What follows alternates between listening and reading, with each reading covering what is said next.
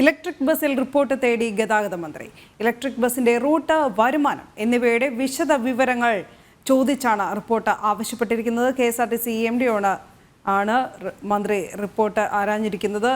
അഖിൽ പാലോട്ടുമഠം ചേരുന്നു വിവരങ്ങളുമായി. അഖിൽ, ഇലക്ട്രിക് ബസ്സുകൾ നിർത്തലാക്കാനുള്ള ഒരു തീരുമാനം അതിലേക്ക് എത്തുകയാണെന്നൊരു സൂചന ഗതാഗത മന്ത്രി കഴിഞ്ഞ ദിവസങ്ങളിൽ ആവർത്തിച്ച് നൽകുന്നുണ്ട്. എന്തായാലും ഇപ്പോൾ റിപ്പോർട്ട് കൂടി തേടിയിരിക്കുന്നു. വിവരങ്ങൾ എന്തായാലും ഇലക്ട്രിക് ബസിന്റെ പേരിലുള്ള ഇടതുമുന്നണിയിലെ തർക്കം അത് രൂക്ഷമായി തുടരുന്നു എന്നതിന്റെ തെളിവാണ്. അല്പസമയം മുമ്പാണ് CPM-ന്റെ സംസ്ഥാന സെക്രട്ടറി MV ഗോവിന്ദൻ ജനോപകാരപ്രദമായ ഒരു പദ്ധതികളും നിർത്തലാക്കാൻ സർക്കാരിന് തീരുമാനമില്ല എന്ന VK പ്രശാന്ത് MLA-യുടെ പോസ്റ്റിന് കൂടി തന്നെ അടിവരയിട്ടുകൊണ്ട് പറയുന്ന ഒരു സാഹചര്യം ഉണ്ടായിരുന്നു. അതിന് പിന്നാലെ തന്നെ ഇപ്പോൾ അടിയന്തര റിപ്പോർട്ട് തേടിയിരിക്കുകയാണ് ഗതാഗത വകുപ്പ് മന്ത്രി.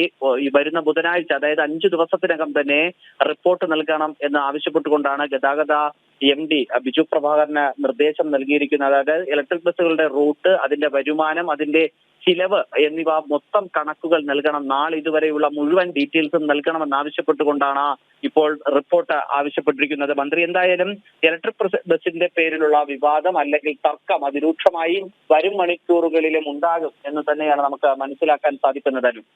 അഖിൽ, ഇതിൽ ഈ ഒരു വിഷയത്തിൽ KP ഗണേഷ് കുമാർ ഒറ്റപ്പെടുന്നു എന്ന് അനുമാനിക്കാനാകുമോ? കാരണം ഈ CPM സംസ്ഥാന സെക്രട്ടറി ഇപ്പോൾ VK പ്രശാന്തിനെ അനുകൂലിച്ചുകൊണ്ട് തന്നെയാണ് വാർത്താ സമ്മേളനത്തിൽ അദ്ദേഹവും ചൂണ്ടിക്കാട്ടിയത്. ഇപ്പോൾ അഖിൽ വ്യക്തമാക്കിയതുപോലെ തന്നെ എന്തായാലും ആന്റണി രാജു ഇത് വളരെ ജനകീയമാണ്, ലാഭകരമാണ് എന്നൊക്കെ പറഞ്ഞ ഇടത്ത് നിന്നാണ് ഗണേഷ് കുമാർ ഇതിനെ തള്ളി രംഗത്തെത്തിയത്. ഇതിൽ ആന്റണി രാജുവിനെ സംബന്ധിച്ചിടത്തോളം ഒരു സെൽഫ് ഗോൾ മാത്രമാണ്. കേന്ദ്ര സർക്കാരിന്റെ സ്മാർട്ട് സിറ്റി പദ്ധതിയിൽ ഉൾപ്പെടുത്തിയാണ് നഗരഹൃദയങ്ങളിലേക്ക് ഇലക്ട്രിക് ബസ്സുകൾ നൽകിയത്. അതിന്റെ ഭാഗമായി കേരളത്തിനും നിരവധിയായ ഇലക്ട്രിക് ബസ്സുകൾ കേന്ദ്രത്തിന്റെ ഭാഗത്ത് നിന്ന് സൗജന്യമായി ലഭിച്ചിരുന്നു. അതിനോടൊപ്പം ആന്റണി രാജു കുറച്ച് ഇലക്ട്രിക് ബസ്സുകൾ അധികമായി വാങ്ങുകയും ചെയ്തിരുന്നു. ഇതാണ് ഇപ്പോൾ 10 രൂപ നിരക്കിൽ സിറ്റി സർക്കുലർ എന്ന സംവിധാനത്തിന്റെ അടിസ്ഥാനത്തിൽ ഓട്ടിച്ചുകൊണ്ടിരുന്നത്. അതാണ് ഇപ്പോൾ 10 രൂപ നിരക്കിൽ സർവീസ് നടത്താൻ സാധിക്കില്ല എന്ന് ഗണേഷ് കുമാർ ഒരു തീരുമാനമെടുക്കുകയും ഇലക്ട്രിക് ബസ്സുകൾ അമിതമായ ചെലവാണ് എന്നൊരു നിർദ്ദേശം വെക്കുകയും ചെയ്തത്. അതിനെ തള്ളിക്കളയുന്നു, പൂർണ്ണമായും ഗണേശന്റെ വാദത്തെ തള്ളുന്നു എന്ന് തന്നെ പറയേണ്ടി വരും. CPM-ന്റെ മുന്നിൽ ഗണേശന്റെ വാദങ്ങൾ പൊളിയുന്നു എന്ന് നമുക്ക് ഈ ഘട്ടത്തിൽ മനസ്സിലാക്കേണ്ടി വരും, അല്ലെങ്കിൽ അങ്ങനെ പറയേണ്ടി വരും. CPM ഗണേശനെ തള്ളി എന്ന് തന്നെ നമുക്ക് പറയേണ്ടി വരും.